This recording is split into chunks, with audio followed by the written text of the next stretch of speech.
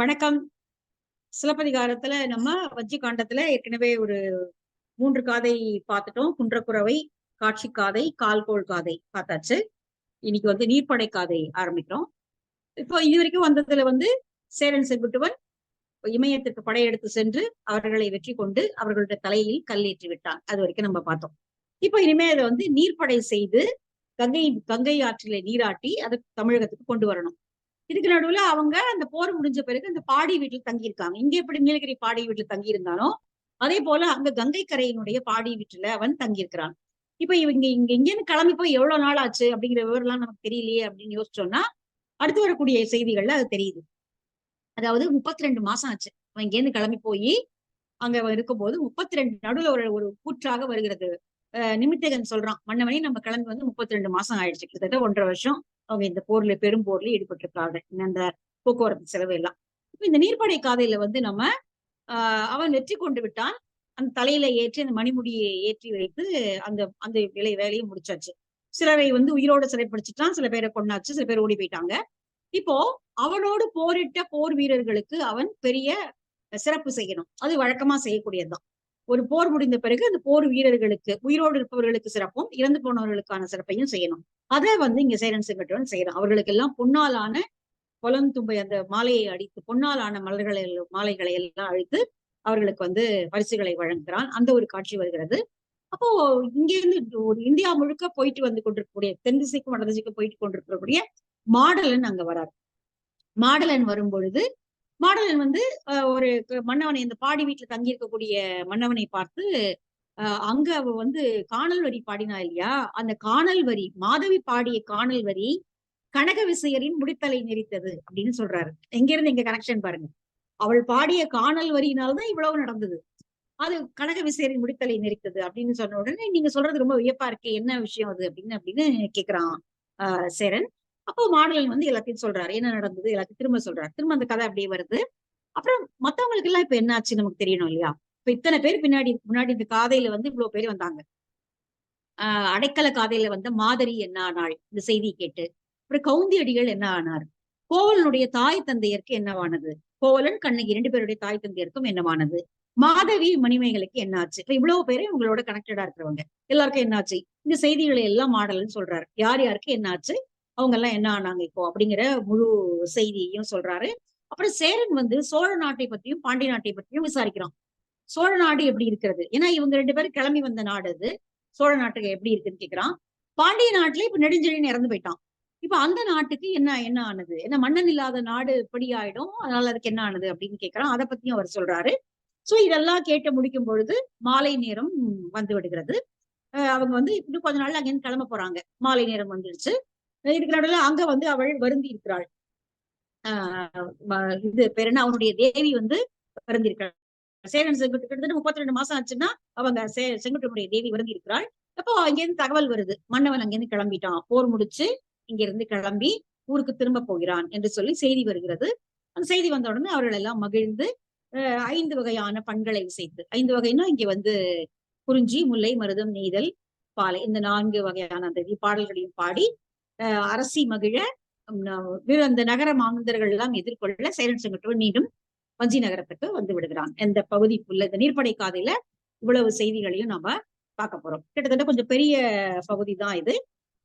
250 மேல இருக்கும்னு நினைக்கிற வரி.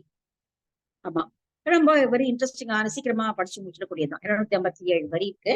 சரி, நம்ம கொஞ்சம் கொஞ்சமா பாத்துருவோம். இப்ப முதல்ல வரக்கூடிய பகுதியில நீர்ப்படை காதை கனக விசையர் தலைமேல் பத்தினி கல்லை ஏற்றி கங்கையில் நீர்ப்படை செய்தல். வடை பேர் இமயத்து வான் தரு சிறப்பின் கடவுள் பத்தினி கல் கால் கொண்ட பின். இப்போ இவ கடவுளாகவே மாறிவிட்டாள் கண்ணகி. கண்ணகி முன்னாடி ஒரு அறச்செல்வியாக இருந்தவள் இப்பொழுது சிலை எடுப்பதற்கான கல் எடுத்த உடனே அவள் கடவுளாக உருப்பெற்று விடுகிறாள்.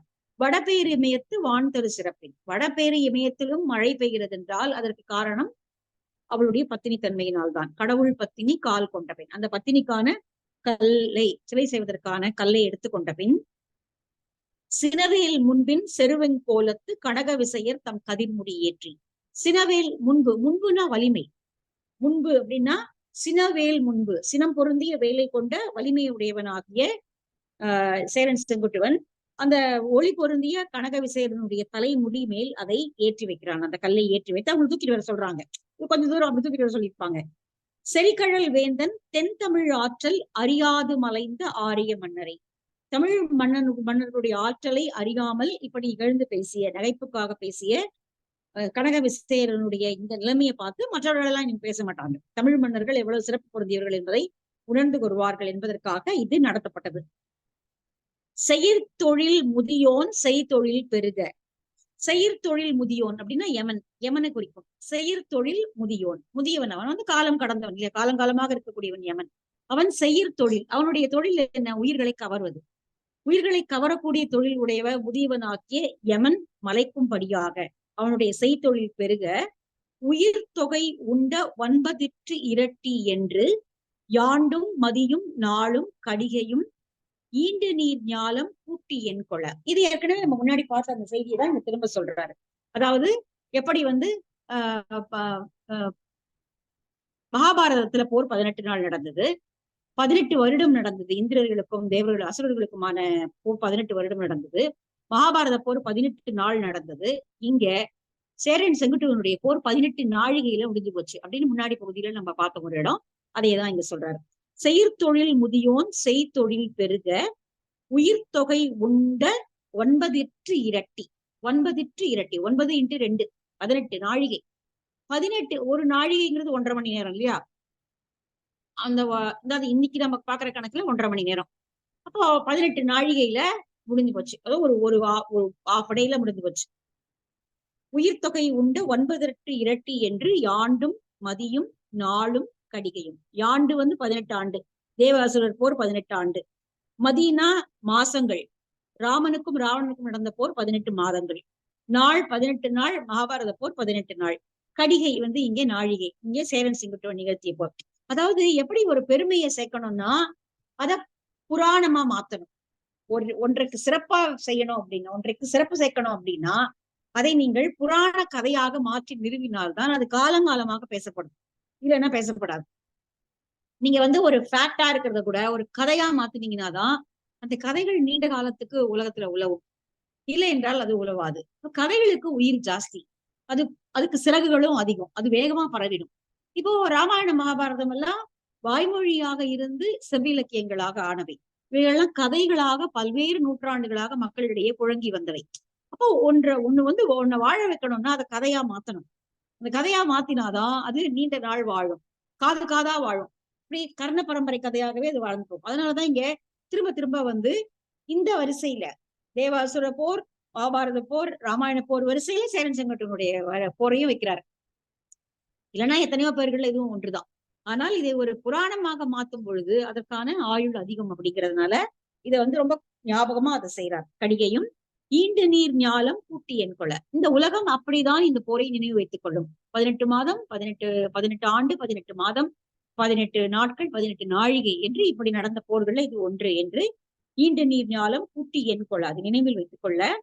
வரும் பெரும் தானை மரக்கள மருங்கின் ஒரு பகல் எல்லை உயிர் தொகை உண்ட செங்குட்டுவன் தம் சினவேல் தானையோடு கங்கை பேராற்று கரையகம் புகுந்து. இப்படி உயிர் தொகைகளை கொள்ளை கொண்ட ஒரு பகல் பொழுதிலேயே இவ்வளவு போரை நிகழ்த்தியவனாகிய ஒரு பகலிலே உயிர் தொகை உண்டு, ஒரே பகலிலேயே இப்படி இவ்வளவு உயிர்களை கொள்ளை கொண்டவனாகிய சேரன் செங்குட்டுவன் தன்னுடைய பெரிய படையோடு, தன் சிலவேல் தானையோடு, தானைனா பெரு படையோடு கங்கை பேராற்று கரையாகம் புகுந்து. அங்க கங்கை போய் போரெல்லாம் முடிஞ்சு போச்சு, அவங்க ஓடுறவங்க ஓடிட்டாங்க, சில பேர் வந்து சரணடைந்து விட்டார்கள், சில பேர் சிறப்பிடிச்சாச்சு உயிரோட.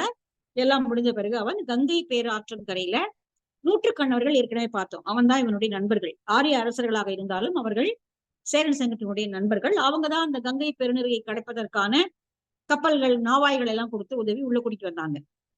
அப்ப அவங்க இப்போ பாடி வீடு அமைச்சிருக்கிறார்கள். அந்த இடத்துல போய் இப்போ அவன் இந்த போரில் நடந்த களைப்பு தீர கொஞ்ச நாளைக்கு அங்க தங்குறான். பால் படு பரப்பின் பத்தினி கடவுளை நூல் திறன் மாக்களின் நீர்ப்படை செய்து. நூல் திறன் மாக்கள்னா முப்புரி நூல் அணிந்த அந்தர்கள் எந்த மரபுப்படி இந்த கல்லை நீராட்ட வேண்டும் என்று சொல்கிறார்களோ, அதுக்கு அபிஷேகம் செஞ்சு என்ன மாதிரியான மந்திர உச்சாரணங்களை செய்ய வேண்டும் என்று சொல்கிறார்களோ அதையெல்லாம் செய்து முடிக்கிறான். கங்கை பேராற்ற கரையில அந்த கல் எடுத்துட்டு போய் அந்தணர்கள் முறைப்படுத்த அந்த கல்லுக்கு வழிபாடு நடத்தி நீராட்டு வைக்கிறார்கள். இப்போ அது வந்து ஒரு கடவுள் செய்யக்கூடிய சிலை செய்யக்கூடிய கல்லாக, புனிதப்படுத்தப்பட்ட கல்லாக அது மாறிவிட்டது. இப்போ இங்க வந்து அந்த ஆரிய மன்னர்களாகிய நூற்றுக்கண்ணவர்கள் இங்க பெரிய ஒரு அரங்கங்களை அவனுக்கு அமைத்திருக்கிறார்கள். இன்னும் 32 மாசம் ஆயிடுச்சு இல்லையா? சோ அவங்க கிளம்பினோடனே அவங்க அதெல்லாம் தயார் பண்ண ஆரம்பிச்சிருப்பாங்க. அதெல்லாம் இப்போ தயாராக இருக்கிறது. அங்க போய் அவன் கொஞ்ச நாள் கொஞ்ச நேரம் ஓய்வு எடுக்கிறான். கொஞ்ச நாளா கொஞ்ச நேரமான்னு தெரியல, எவ்வளவு நாள் அங்க இருந்தாலும் தெரியல, அந்த தகவல் இதுல இல்ல. மண் பெரும் கோயிலும், மன்னவன் நிலை பெற்று வீட்டிருக்கக்கூடிய அரண்மனைகளை கட்டியிருக்கிறார்கள். மணி மண்டபங்கள், பொன் புனை அரங்கம், பொன் தகடுகள் வேயப்பட்ட நாடக அரங்குகளும் அமைக்கப்பட்டிருக்கின்றன. புனை பூம் பந்தர், பூக்கள் செறிந்து விளங்கக்கூடிய சோலைகளை அமைத்திருக்கிறார்கள். உரிமை பள்ளியும், மன்னவன் துயில்வதற்கான அந்த அந்தப்புறம் போன்ற அறைகளையும் கட்டியிருக்கிறார்கள். விரிப்பூன் சோலையும், அழகான சோலைகள் அமைக்கப்பட்டிருக்கின்றன. திருமலர் பொய்கையும், மலர்கள் பூத்து குலுங்கக்கூடிய பொய்கைகள், நீர்நிலைகளை அமைத்திருக்கிறார்கள். வரிகான் அரங்கமும், வரிக்கூத்து போன்ற நாடகங்களை பார்ப்பதற்கான அரங்கங்களை அமைத்திருக்கிறார்கள். பேரிசை மன்னருக்கு ஏற்பவை பிறவும், இப்படி மன்னனுக்கு, இந்த பெரிய புகழ் பொருந்திய மன்னனுக்கு என்ன மாதிரியான சிறப்புகள்லாம் தேவைப்படுமோ அத்தனையையும் இந்த நூற்றுக்கண்ணவர்கள் அங்கே அமைத்திருக்கிறார்கள். இவ்வளவையும் அவனுக்காக அமைச்சு அவன் போர் முடிஞ்ச பிறகு அங்கு வந்து அவன் ஓய்வெடுக்கிறான். ஆரிய மன்னர் அழகுற அமைத்த, ஆரிய மன்னர்னா இங்க நூற்றுக்கண்ணவர்கள் அழகுற அமைத்த தெள்ளு நீர் கங்கை தென்கரை ஆங்கன் வெள்ளிடை பாடி வேந்தன் புகுந்து. வெள்ளிடை பாடி, பாடினா தெரியும் நமக்கு, பாசறை போல அந்த படை தங்கக்கூடிய இடம் வெள்ளிடை பாடி. நிறைய பெரிய வெற்றிடம் இருக்கிறது அங்க. அந்த இடத்துல போய் தெள்ளிய நீர் ஓடக்கூடிய கங்கை ஆற்றின் கரையில் அமைக்கப்பட்டிருக்கக்கூடிய அந்த பாடியில் போய் சேரன் செங்குட்டுவன் தங்குகிறான். தங்கி முடிச்ச பிறகு இப்ப போர் முடிஞ்சிருச்சு. இவங்க சைடுல நிறைய பேர் இறந்து போயிட்டாங்க. நிறைய வீரர்கள் வீரமரணம் அடைந்து விட்டார்கள். சில பேருக்கு உடல் குறைவு ஏற்பட்டிருக்கிறது. சில பேர் வந்து மிகப்பெரிய உயிர்ப்புண்களோடு உயிர் பிழைத்திருக்கிறார்கள். இப்ப அத்தனை பேருக்கும் சேரன் இங்க அவனுடைய பாசறைக்கு அழைத்து அவர்களுக்கு சிறப்பு செய்கிறான். இது எல்லாரும் புறநானூற்று பாடல்கள்ல நிறைய பாடல்கள் இந்த மாதிரி இருக்கிறது. மன்னவன் சிறப்பு செய்வது போல பாடல்கள், நிறைய பாடல்களை நம்ம புறநானூற்றுல பார்க்க முடியும். ஔவையாருடைய பாட்டுல ரொம்ப நல்லாவே ஒரு பாட்டு இருக்கும், நம்ம ஏற்கனவே பார்த்திருக்கோம். சிறிய கட்பெரினே எமக்கியும் மண்ணி பெரிய கட்பெரினே யாமக. அதாவது நிறைய கல் கிடைச்சா எல்லாருக்கும் கொடுத்து தான் அரசன் உண்ணுவானாம். கொஞ்சமா கிடைச்சதுன்னா மற்றவங்களுக்கு மட்டும் கொடுத்துட்டு அதில் அவன் மகிழ்ந்திருப்பான் அப்படிங்கிற ஒரு பாட்டு இருக்கு. அப்புறம் இன்னொரு பாட்டு பாத்தீங்கன்னா, இவனுக்கு கொடு, முதல்ல இவனுக்கு கூட பரிசுல அப்படின்னு சொல்ற மாதிரி ஒரு பாட்டு ஔவையார் எழுதுனது. இந்த பாடல் வரி இப்ப நினைவுல வரல. அவங்க சொல்லுவாங்க, இவனுடைய தந்தைக்கு தந்தையும் உனக்கான போர்ல மாண்டான், இவனுடைய தந்தையும் மாண்டான். இதோ இப்ப இந்த பையனும் வந்திருக்கிறான், உன்னோடு உனக்காக போரிட்டபடியே இவனுக்கு வந்திருக்கு, இவனும் வந்திருக்கான். இவனுக்கு பரம்பரையாக உனக்காக பணி செய்பவர்கள், அவனுக்கு முதல்ல பரிசில் கொடு என்று சொல்வது போல நிறைய பாடல்கள் நம்ம புறநானூற்றுல பார்க்க முடியும். இங்க இப்படி இறந்து போனவர்களுக்கெல்லாம் இங்க வந்து அவன் வரிசை செய்கிறான். வரிசை என்றால் பரிசில் கொடுத்தவர்களை பாராட்டி மகிழ்விப்பது. இப்படிப்பட்டவர்கள் எல்லாம் வந்தாங்க, யார் யாருக்கெல்லாம் கொடுத்தான் அப்படிங்கிற லிஸ்ட் தான் இந்த ஒரு 50 ஒரு வரியில வருது. நீள் நில மன்னர் நெஞ்சு புகழ் அழித்து வானவ மகளிரின் வதுவை சுட்டு அயர்ந்தோர்.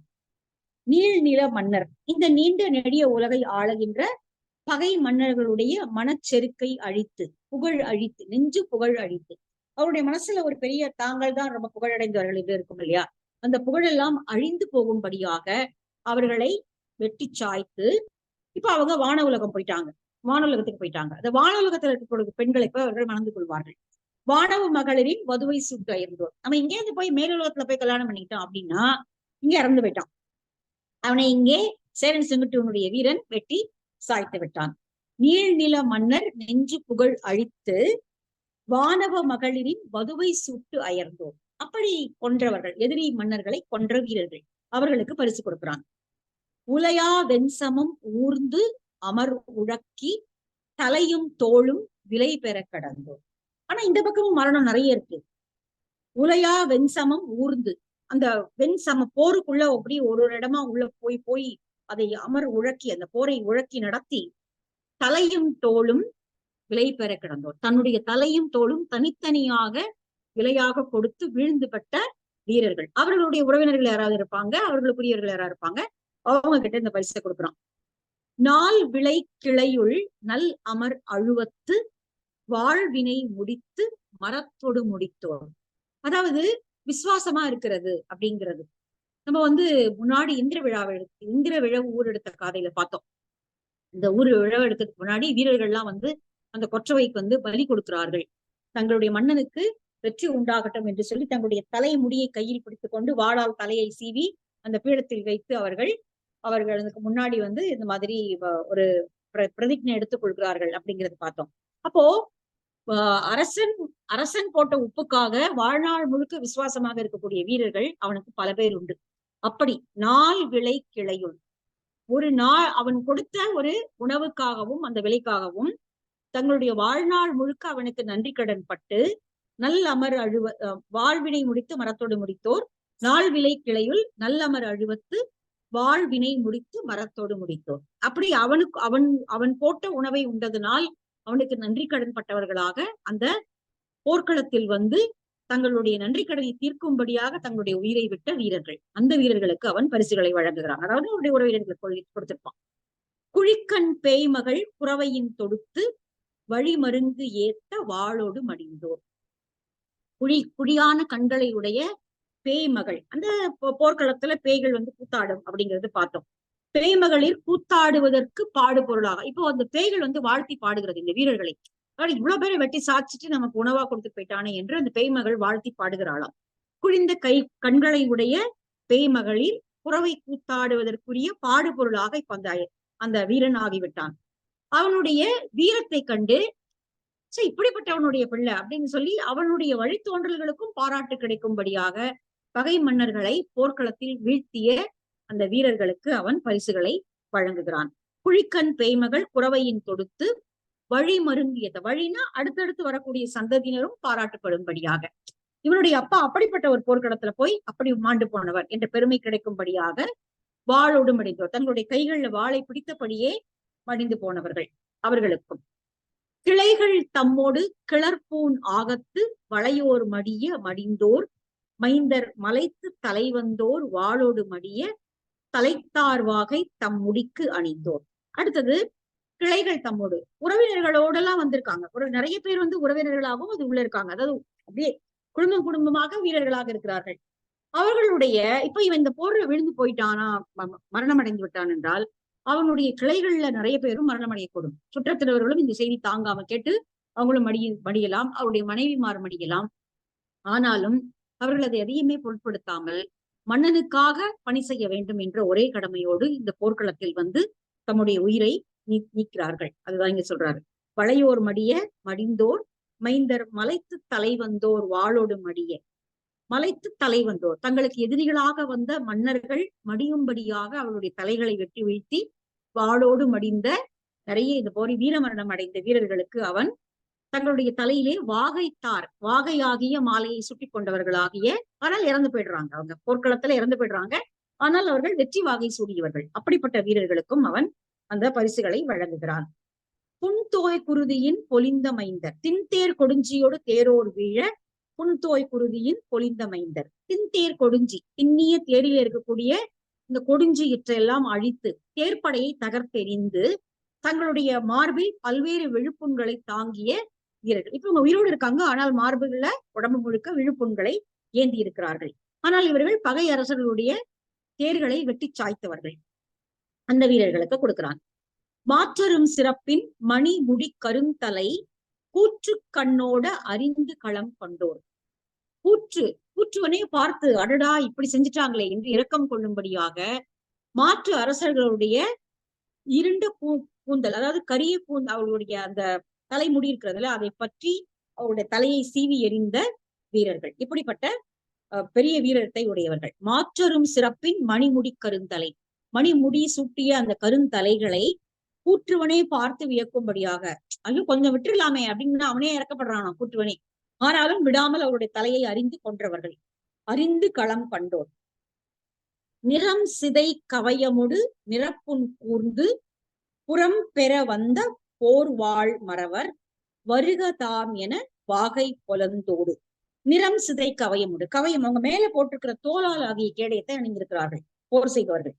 அந்த கவயம் எல்லாம் அப்படி பிஞ்சு போகும்படியாக, அதெல்லாம் அதனுடைய நிறமெல்லாம் மங்கிய, நிறம் மங்குவதென்றால் உறுதி படிந்திருக்கிறது, அதனால அது நிறம் மங்கி போச்சுப்போம்.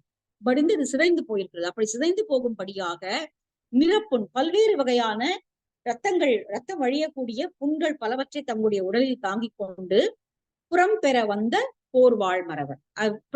இப்படி ஒரு பெரிய போரை செய்துவிட்டு வெளியேறி வந்த அந்த போர் வாழ் மறவர்கள். இப்ப இவ்வளோ வகையான போர் வீரர்கள் அங்கே இருக்கிறார்கள். களத்தில மாண்டவர்கள், வெற்றி வாகை சூடியவர்கள், பெரிய காயங்களோடு திரும்பி வந்தவர்கள் என்று இப்படி பல்வேறு வகையான வீரர்களுக்கு வருக தாம் என அவர்களெல்லாம் வருக வருக என்று வரவழைத்து வாகை புலந்தோடு, வாகை பூயினால், புலம்னா பொன்னால் ஆகிய வாகை மலர்களால் அணிவிக்கப்பட்ட அந்த மாலையை அவன் அவர்களுக்கு வழங்குகிறான். பெருநாள் அமையும் பிறக்கிட கொடுத்து. பெருநாள் அமையும் அப்படின்னா மன்னவன் இவ்வளவு நேரத்துல இருந்து இவ்வளவு நேரத்துக்குள்ள பரிசுகளை கொடுப்பான் என்று ஒரு வரைமுறை. இப்போ எல்லா நேரமும் எல்லா இதையும் செஞ்சுட்டு இருக்க முடியாது. அவனுக்கு சில அப்பாயின்மெண்ட்ஸ் இருக்கும். இந்த நேரத்துல இந்த வேலையெல்லாம் செய்வான். அதுக்கு மேல எல்லாம் அரசனால அங்க உட்கார முடியாது. பெருநாள் அவையும்னா இவ்வளவு நேரம், இந்த ஒரு 3 மணி நேரம் வச்சிருப்பாங்கன்னு வச்சுக்கோங்க. 3 மணி நேரத்துக்குள்ள அவன் இத்தனை பேருக்கு பரிசு கொடுக்க போறான் மன்னன். ஆனால் இங்க எண்ணிக்கை ரொம்ப அதிகம் அப்படிங்கிறதுனால அவன் சொன்ன டயத்துக்குள்ள அதை முடிக்க முடியுது. அதனால பெருநாள் அமையும், ஒரு நாள் முழுக்க நின்று கொண்டு அவன் வந்தவர்களுக்கெல்லாம் இது வரைக்கும் போதும், மீதி யாராவது கொடுப்பாங்க என்று சொல்லல. அவன் எல்லாருக்கும் தானே தன் கைப்பட நேரடியாக அந்த பரிசுகளை வழங்குகிறான். பெருநாள் அமையும் பிறக்கிட கொடுத்து தோடார் போந்தை தும்பையோடு முடிந்து பாடுதுறை முற்றிய கொற்ற வேந்தன் ஆடுகொள் மார்போடு அரசு விலங்கு இருக்கையில். இப்ப வந்து பாடி வீட்டுல போய் தங்க போகிறான். தோடார் போந்தை தும்பையோடு முடிந்து, தும்பை வந்து வாகை போர்ல வெற்றி பெற்ற மன்னன் தும்பை மாலையை சூடுவான். ஏற்கனவே அவனுக்கு பணம்பூ மாலை அவனுக்கு உரியது.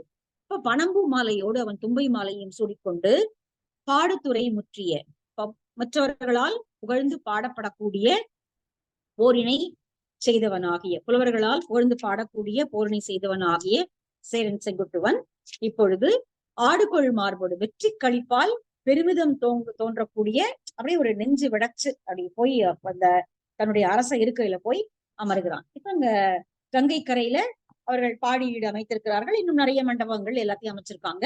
அதுல அவனுக்குரிய இடத்துல போய் அவன் அமர்கிறான். அப்போ அப்படி அமர்ந்து இருக்கும் பொழுது மாடலன் வருகிறான்.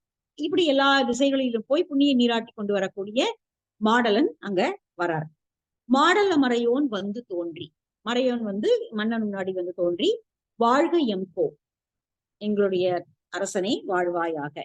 மாதவி மடந்தை காணல் பாணி, அன்றைக்கு ஒரு நாள் மாதவி மடந்தை காணல் பாடினாள், காணல் வரி பாடல் பாடினாள். அந்த பாடல் இன்று கனக விசையர்த்தம் முடித்தலை நெறித்தது. இந்த பாட்டு இன்னைக்கு இவர்களுடைய தலையை நெறித்தது என்று முதுநீர் ஞாலம் அடிப்படுத்து ஆண்ட அரசே வாழ்க. இந்த முதுநீர் சூழ்ந்த ஞாலத்தை உனக்கு அடிமையாக்கி கொண்டு வாழக்கூடிய அரசனை நீ வாழ்வாயாக என்று சொல்லி அவர் வாழ்த்துகிறார். இப்போ வெற்றி பெற்ற வாழ்த்தையெல்லாம் விட ரொம்ப வித்தியாசமான ஒரு வாழ்த்தா இருக்கு.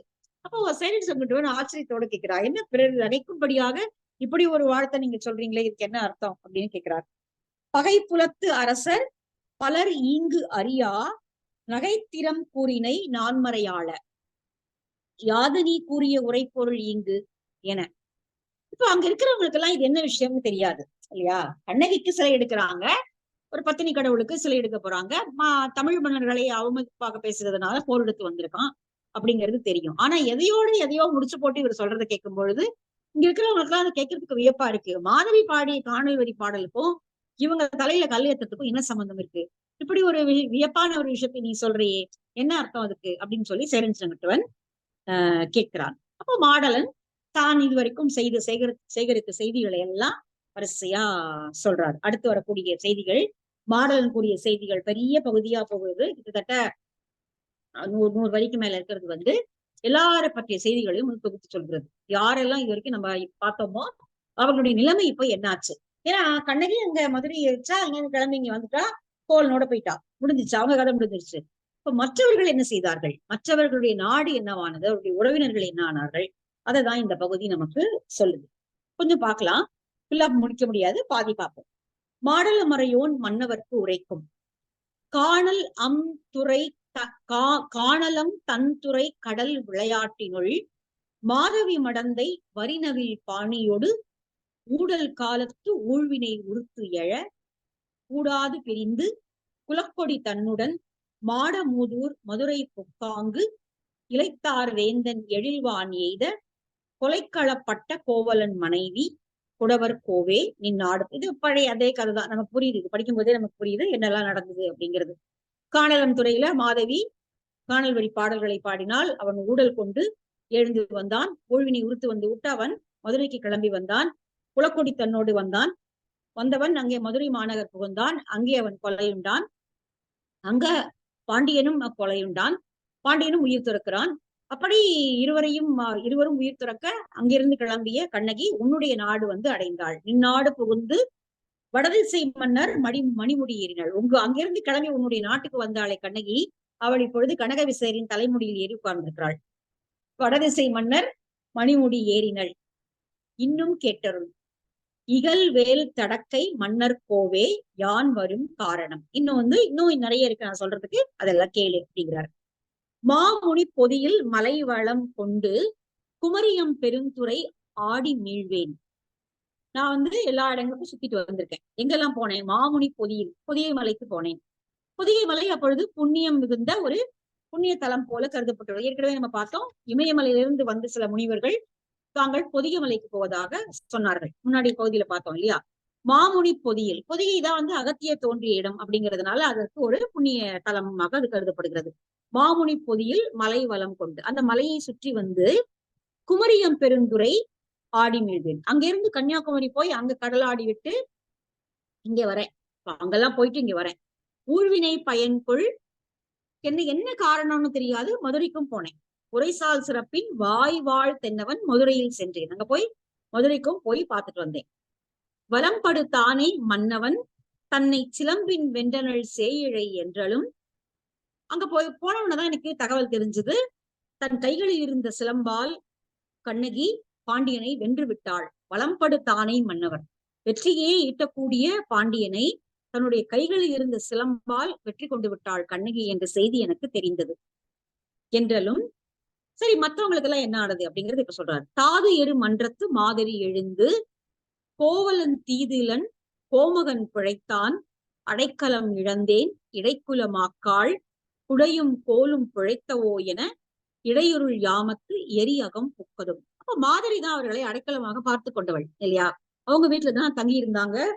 அவர்கள் கொடுத்த உணவுப் பொருள்கள் எல்லாம் சமைச்சு போட்டுதான் கோவலனுக்கு சாப்பாடு பண்ணி கொடுக்குறான். அதுக்கப்புறம் தான் மதுரை கிளம்பி போறான். சோ அவங்க அடைக்கலமா இருந்தவ. அப்போ அவங்க 2 பேருக்கும் இப்படி ஒரு நிலைமை ஆயிடுச்சு அப்படின்னு சொன்ன உடனே மாதிரிக்கு அது தாங்கவே முடியல. அவர்கள் தங்களுக்கு ஒண்ணும் பொறுப்பு இல்லை அதுல அப்படின்னாலும் கூட அவர்களோடு அவர்கள் இருந்தார்கள் என்ற காரணத்தினால தன்னை அவர்களோடு சம்பந்தப்படுத்தி கொண்டு அவள் இனிமேல் வந்து நமக்கு வழிகாட்டுபவர்கள் யார் என்று சொல்லி இடையிருளில் யாமத்தில் தீக்குளித்து மாண்டு போகிறாள். அதான் இங்க சொல்றார். தாது எரு மன்றத்து, தாதுவிகள் வீழக்கூடிய அந்த பொது மன்றத்துல மாதரி அனைவரையும் கூப்பிட்டு இந்த செய்தியை உரைத்து, கோவலன் தீதிலன், கோவலன் மேல எந்த பிழையும் கிடையாது, கோமகன் பிழைத்தான், இங்கே அரசர்கள் இங்கே பிழை செய்தார்கள், அடைக்கலம் இழந்தேன் இடைக்குலமாக்காள், அடைக்கலமாக இனி யானை நாம் கொள்வோம் மாக்களே, கிடைக்குல மக்களே, குடையும் கோலும் பிழைத்தவோம், வெண்குற்ற குடையும் செங்கோலும் இனி பிழைக்குமோ என்று சொல்லி இடையுருள் யாமத்து எரியகம் புக்கதும், அவள் தீக்கிரையாகி தன்னை மாய்த்துக் கொள்கிறாள். தவமறு சிறப்பின் கவுந்தி சீற்றம் நிவந்து ஓங்கு செங்கோல் நீல் நிற வேந்தன் போகு உயிர் தாங்க பொறைசால் ஆட்டி என்னோடு இவர் வினை உறுத்ததோ என உண்ணா நோன்போடு உயிர்ப்பதி பெயர்ந்ததும். உடனே கவுந்தியடிகள், இப்போ மாதிரி ஒரு நாள் இருந்த மாதிரிக்கே இப்படின்னா அவர்களோடு நீண்ட பயணம் மேற்கொண்டு வந்த கவுந்தியடிகளுக்கு மிகப்பெரிய வருத்தம் எழுகிறது. என்னுடைய ஊழ்வினை தான் அவர்களையும் இப்படி சாய்த்து விட்டதோ என்று சொல்லி அவர் வருந்தி, கவுந்தி நிவந்து ஓங்கு செங்கோல் நீல்நிலவேந்தன் போகு உயிர் தாங்க, அந்த செங்கோலை அவன் தன்னுடைய உயிரினால் வளைத்து விட்டான் என்ற செய்தியை கேள்விப்பட்டு என்னுடைய வினைதான் ஊழ்வினைதான் அவர்களையும் வாழ்த்து விட்டதோ என்று சொல்லி அவர் வருந்தி மிக வருந்தி உண்ணா நோன்போடு, ஏன்னா அவன் சாவக நோன்படிகள் இல்லையா, அதனால அவ வந்து தீக்கிரையாக்கிட்டா, இவங்க அப்படி செய்ய முடியாது, அதனால உண்ணா நோன்பிருந்து அவர்கள் தன்னுடைய உயிரை விட்டு விடுகிறார். கவுந்தியடிகள் உண்ணா நோன்பிருந்து தன்னுடைய உயிரை போக்கிக் கொள்கிறார். உயிர்ப்பதி பெயர்ந்ததும் தன்னுடைய உயிரை போக்கிக் கொள்கிறார். சரி, அது வரைக்கும் இருக்கட்டுமா? நம்ம அடுத்தது மீதியை வந்து நம்ம அடுத்த வகுப்புல பார்க்கலாம். அடுத்தது இன்னும் மீதி இருக்கிறவங்களுக்கு எல்லாம் என்ன ஆகுது அப்படிங்கிறத சொல்றாங்க. இன்னும் 2 வகுப்புல இதை நம்ம முடிச்சிடலாம். என்ன? ஓகே.